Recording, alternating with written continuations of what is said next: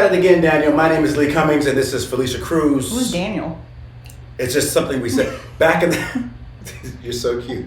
All right, guys, if you're in the quotes right now, if you know what I mean by back at it again, Daniel, it was an old meme back in the day where these two kids were like, not really, they weren't even trolling. It was more like just giving positive energy to each other, and he would step out and come to high school in different pair of Vans. It's like, back at it again, Daniel. Look at the white Vans and the jeans. Was his name Daniel? His name was Daniel, yes. They got a big, actually, Vans, gave him a lifetime supply of Vans to both of them. These two kids, yes, pretty dope.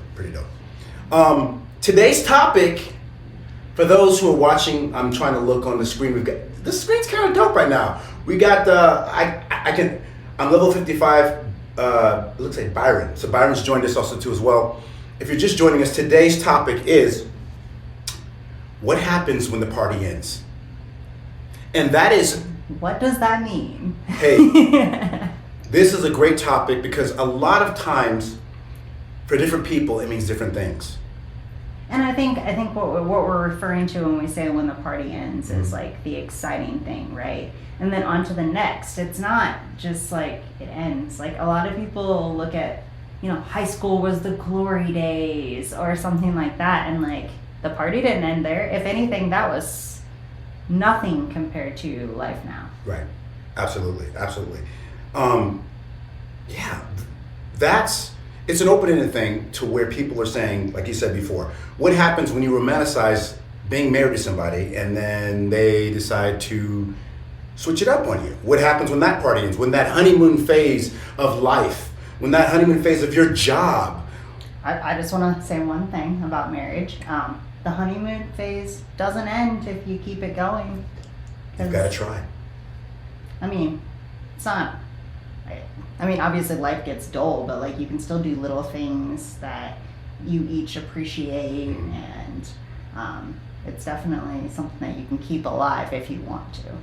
And that is exactly why I love this topic. It seems super open, but it requires us to always, I guess for me, to look at our lives differently and to do the things.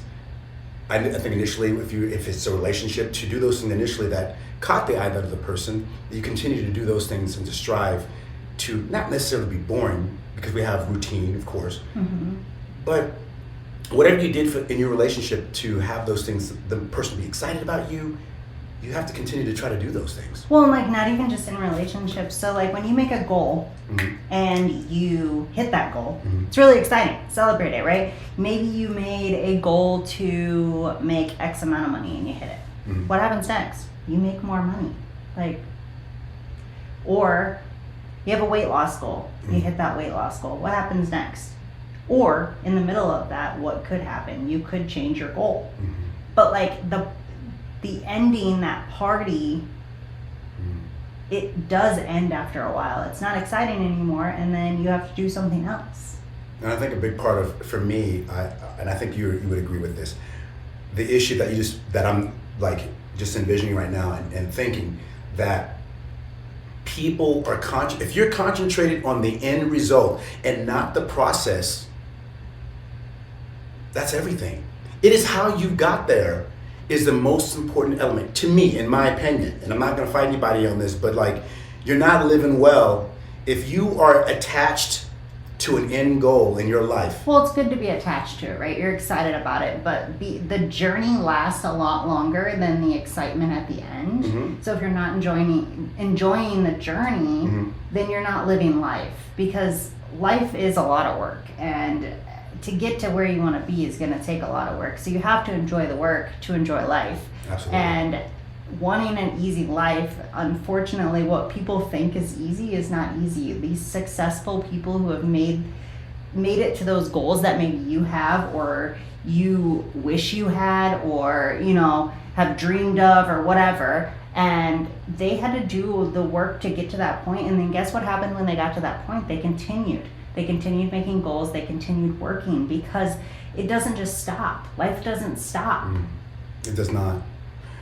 If you're just joining us right now, we are talking about what happens when the party ends. There's a lot of people on here, and I'm seeing a lot of men, which is fine, which is great. Well, welcome to my TikTok. Yes. No, it's fabulous. No, I mean, I feel like it's great. So I feel like, regardless if you're a man, I think that, just in general, I think that, one, not that men have any tougher than women, but man, it's a struggle out there to be a man sometimes. And I don't know if we get enough, I don't know. I don't know if we get enough celebration to be a man, because it's rough out here. I mean, and I'll just kind of move forward, and some of you men can just say that if you are single, the last time I've been hugged by a woman is maybe you.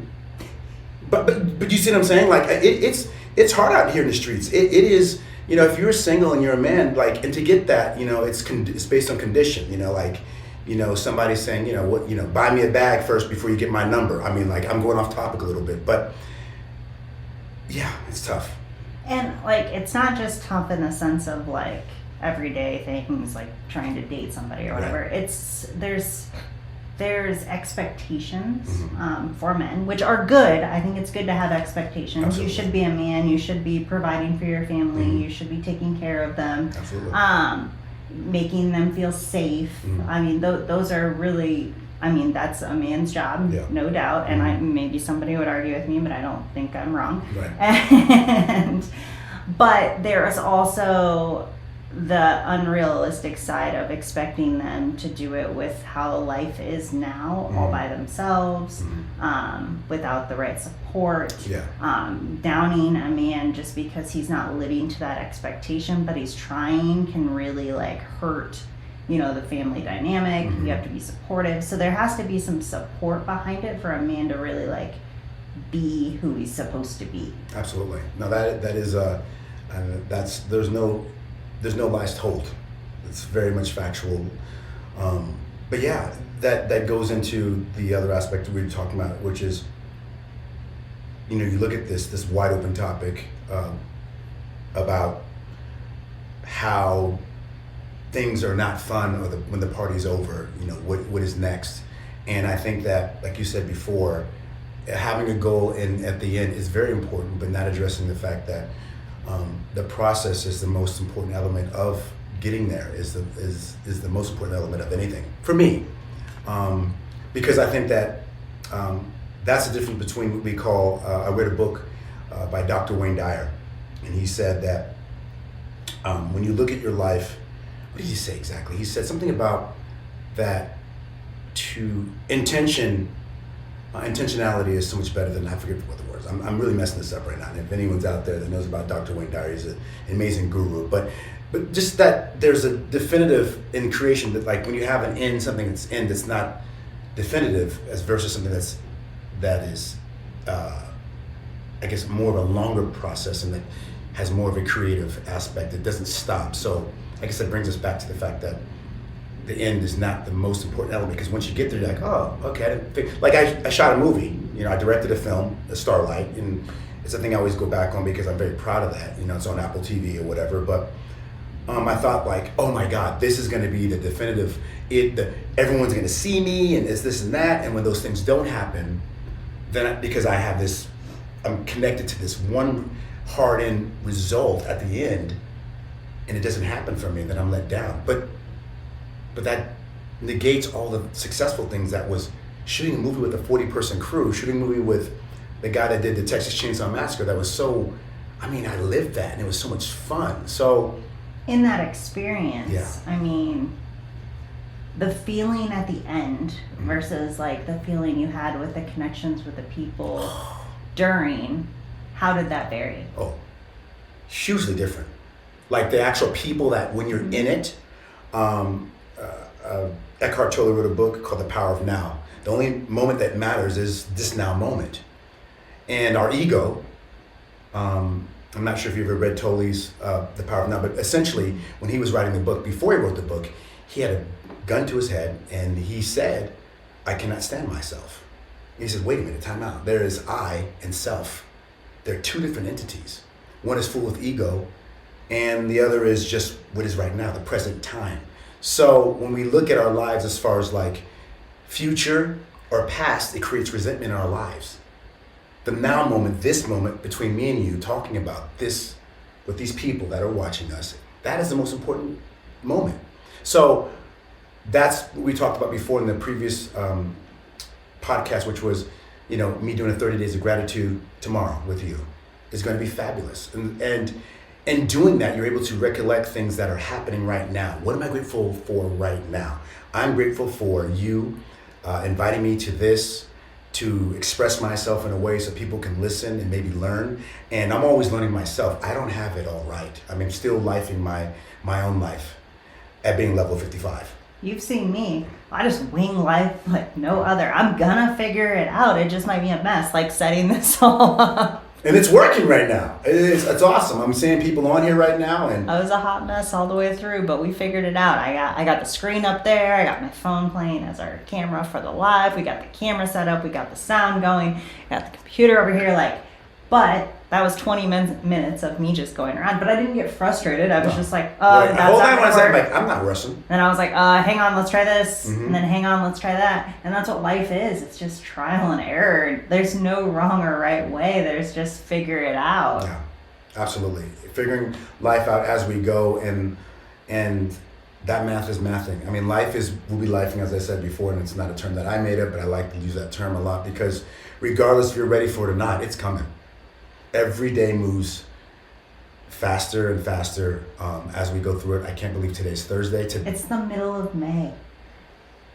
Last I looked, it was like January. Yeah, it's interesting. This is all exciting to me. I cannot believe that we are on live doing a podcast that people can see and enjoy as we're doing it and getting it immediately. I mean, you don't do much editing as far as taking anything out, which I really No, like. I just crop it and then fix the Yeah. lighting. That's literally the only editing I do, and then I add the intro and the outro. We don't really take anything out unless maybe there's been a few times my dog knocked over the lights or something, But other than that, I don't take anything out of our podcast. To me, this is kind of raw. Yeah, it's raw. I mean, that's exactly it. Thank you for joining us today. If you're just joining us now, we're about 11 minutes into this podcast. And this podcast is solely based on what happens when the party ends. Yeah. Like in your life, I can see a couple people on there, Big K, what's up, user 245, I'm joking. I was like, you're really gonna start reading? No, I'm just saying people, but I just want to, people are, if they've joined and stuff like that, they're here, it's a positive thing. I mean, the fact that my old eyes can see out that far, it's great. If you are from Vegas, please say what's up. I mean, we need to know if you're from Las Vegas. If you're not, don't worry about it. I'm originally from California. Please don't hate me. I love Cali.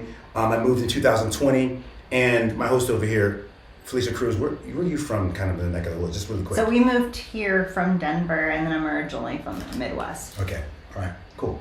Mm-hmm. And her husband is a car aficionado. He loves cars and got a lot of them, and they're kind of dope. I'm not gonna lie. He made a post before. It did not trigger me, even though I had an inline BMW 6, and he's got. You're talking about the V8 one. He's like, hey, you're not a man until you have a V8, and I know, he's right, but at the same exact time. Did he get you with the one today? No, I didn't see that one. What did it say?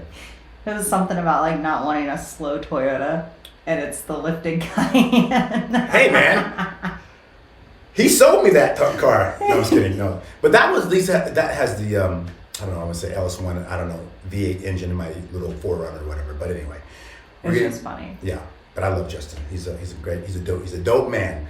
So what else can we say about when the party has ended? Not being connected to the end. Well, I mean, you lived life a little bit more than me. Mm-hmm. What are some experiences that you feel like they were peak, but that really it did end? And I mean, you've been divorced. Yeah. That might actually be a good one to talk about. So you've been divorced. You know what I mean? And then that, because we started the whole thing on marriage as one of them, and right. I was like, wait, it doesn't have to end. And I personally try all the time to continue to do things that are nice for my husband, that make a difference. I mean, they might be small. He does the same thing, as simple as coming back from the gym and the dishes being done. Little things like that really make a difference in a relationship. And you had one that eventually ended, and looking at that, how would you reflect? I mean, I like I said, 50% of that relationship probably is mine to blame. No, I did not cheat or anything like that. But I think that maybe I stopped not caring, per se, but maybe I stopped doing the little things, and then we started beating each other up a little bit about stupid shit. But that's what happens is like you no longer appreciate each other because you're no longer doing those nice things, and now you almost, I mean, I wouldn't even call it hate, but you just dislike each other after a while because now I don't like that you're not doing things that you used to do, and you kind of, you have that little light that just kind of slowly dies off. Yeah. I mean, I think that we both probably, at the beginning of the relationship, before we got married, I think that we probably disregarded some of our red flags. You know, she probably had some for me, 1,000%. But I just got back into the country when I, was working for a writer, Eric Blakeney, the movie called Gunshot with Sandra Bullock and Liam Neeson. So I came back from Barcelona, or should I say, Barcelona. Came back from there and was working with a writer and moved to LA for a little bit before I moved back to my hometown, Santa Rosa, California. And it was just interesting. And we got caught up in this whirlwind of a relationship. And I will say that the one thing I did not appreciate for a relationship from my part is that she wasn't out of something, which she was still married. And I'll tell everybody out there, if you think that, and it might work out for you, but I believe this universally, if how you start a relationship is how it's going to end for you. And I can't begin to apologize to Jeff, still to this day. I should have not been talking to her like the way I was talking to her.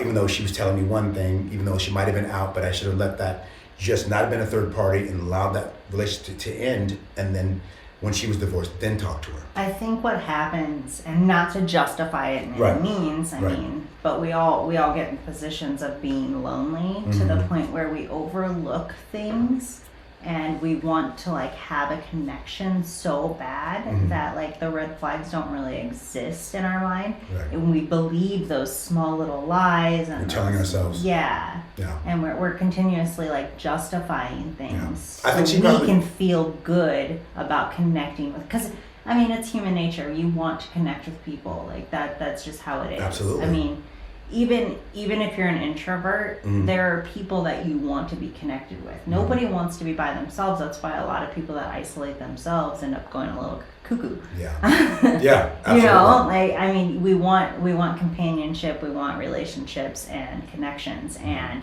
I think we lie to ourselves a lot when we're lonely.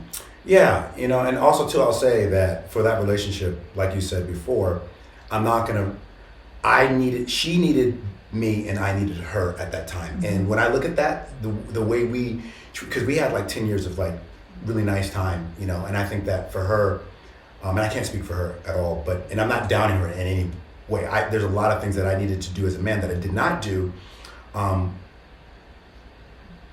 with saying that, I own my 50% of that, and I'm not saying that she wouldn't own that stuff too as well, but we both needed each other at the specific time, and how we got together, it was maybe probably wrong, but I wouldn't change that for anything else. I learned so much from her and how I could be a better person, and she taught me a lot about myself, and hopefully I taught her some really great things too as well.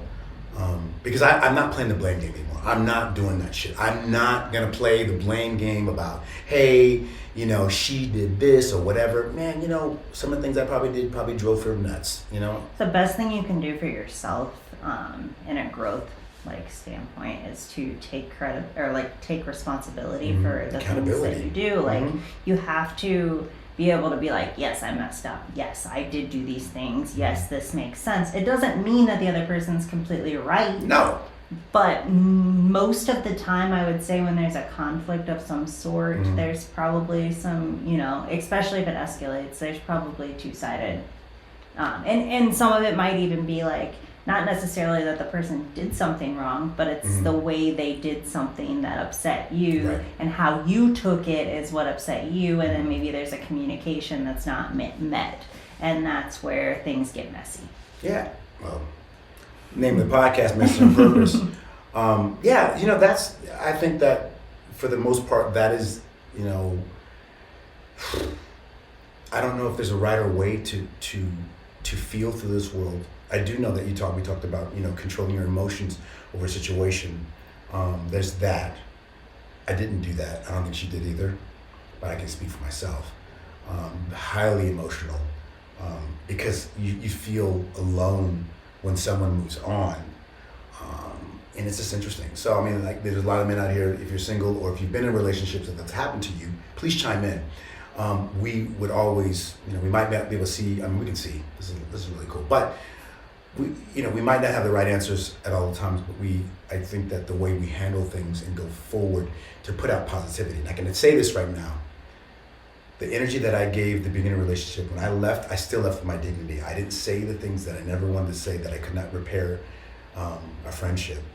We don't talk to this day. I mean, she had 2 boys, with 2 and 3 and 5. And I never, with Brennan, he's my boy. Like, whenever I go to Santa Rosa, I always see him. I went to his graduation. I'm probably going to end up going to his wedding when he gets married. He's engaged right now, and he's a big part of my life. And I never would make, an RIP to Vance, my little guy, his older brother that passed away. But yeah, I was there. I mean, I know one thing, at the end of the day, I know what type of energy I give to people. And it shows in my friendships with people. I know that for sure. Yeah, I think too, like, when we're talking about like the party ending, I think we're really just talking about chapters in our lives, right? Like, nothing's meant to last forever. And I do think some people come in your life for a short period of time for a reason, and then they leave for another reason, and then other people come in, and like, that's okay. Some people are meant to stay around forever, and some people are supposed to be temporary in your life, and that goes both ways, right? I've had friends, even just, you've seen it. Like, I've had friends where, like, I basically had to be like, look, we're not good for each other. We're not bringing out the good things in each other. And, like, I don't want to make somebody feel like crap.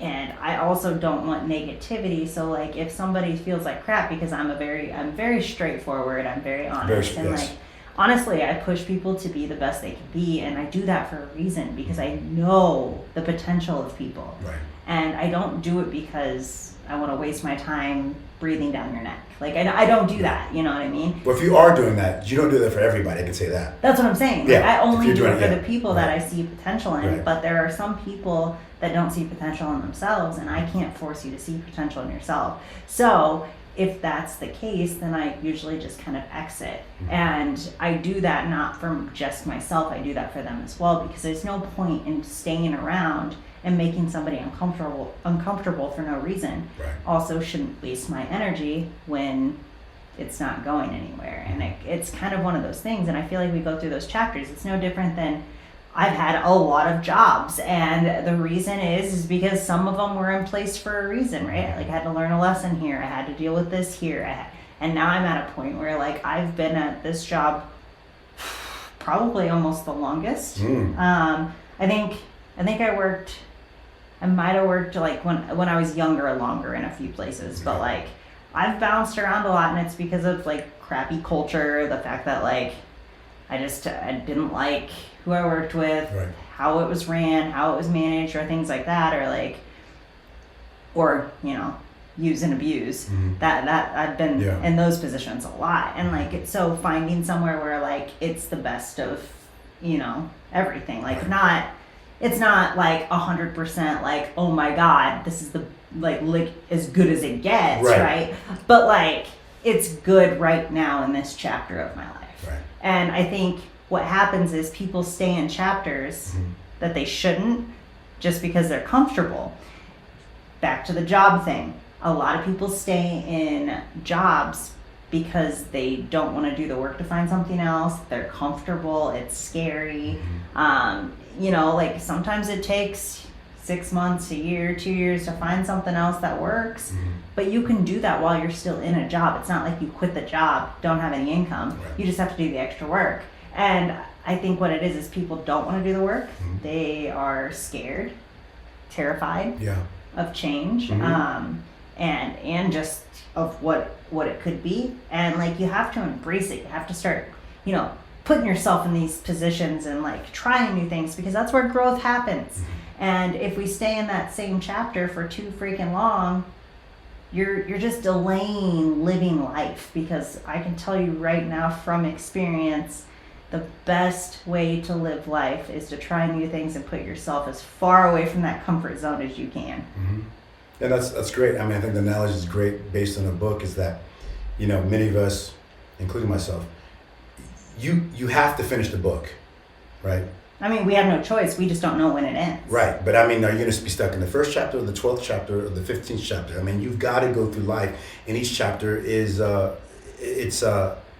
you've got to go through each chapter. And I'm looking to add a lot of chapters. Yeah, I'm looking to add some more chapters to myself and to continue to grow because I want to get to that end, and that end result is me, finding myself. And like, just because a chapter ends with one part of your life doesn't mean it ends completely with everything in life. Right. It's just that one little small piece. We have so many pieces Yes, we do.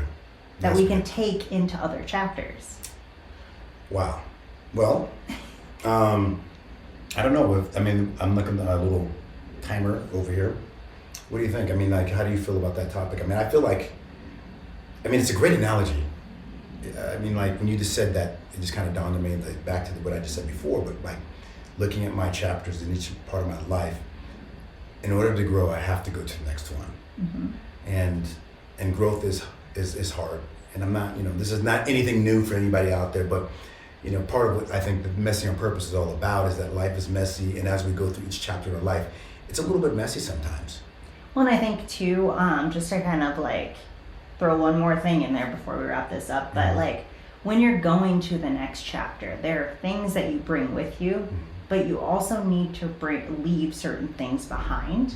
And I think that's where we try to carry too much with us. And when you carry too much baggage with you into the next chapter, it'll affect that next chapter. So we need to remember that we need to kind of go through, don't hoard things, and let it go.